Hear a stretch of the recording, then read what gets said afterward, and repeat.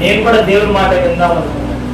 11ంటికి రమ్మన్నారు, 11ంటికి రావా, 12 అయిపోయింది, 1 గంట అయిపోయింది. 6కి వీళ్ళు ఫోన్ చేస్తున్నారు, వెళ్ళావా ఎస్పీ ఆఫీస్కి వెళ్ళావా, ఆ రవీంద్ర గారు ఫోన్ చేసావా, ఆయన ఫోన్ చేసావా అని వీళ్ళు ఫోన్ చేసి అడుగుతా ఉన్నారు.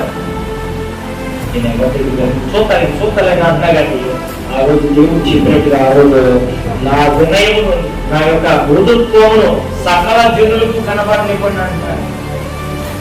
సకల నేను కోట్లప్పటి చుట్టూ తిరుగుతా ఉంటే, నేను పోలీస్ స్టేషన్ చుట్టూ తిరుగుతా ఉంటే, నేను రాజకీయ నాయకుల దగ్గరికి వెళ్ళి వాళ్ళ సలహాలు సూచనలు అడిగి వాళ్ళకి వ్యతిరేకంగా వెళ్తే వాళ్ళకి నా సహనం కనబడిద్దా? ఆ డాక్టర్ వాళ్ళకి నా సహనం కనబడిద్దా? నేను దేవుని పెట్టాలనుకుంటారా? అరే వీళ్ళు మనం మోసం చేయడానికి వీడికి మిగతా ఎత్తులు వేస్తున్నాడు అంటారా?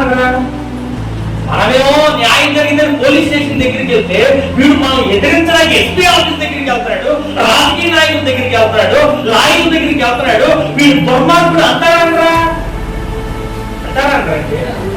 అప్పుడు నా సహనం వాళ్ళకి కనబడిందా?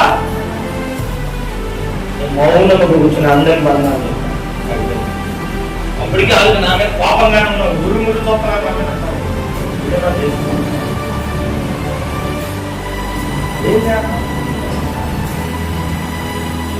దయచేసి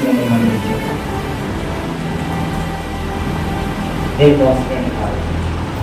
నా సహనము కనబరచమన్నాడు, నా మృదుత్వం కనబరచమన్నాడు, నా క్షమాపణ కనబడదు, క్షమాగుణాన్ని కనబరచమన్నాడు దేవుడు అక్కడ.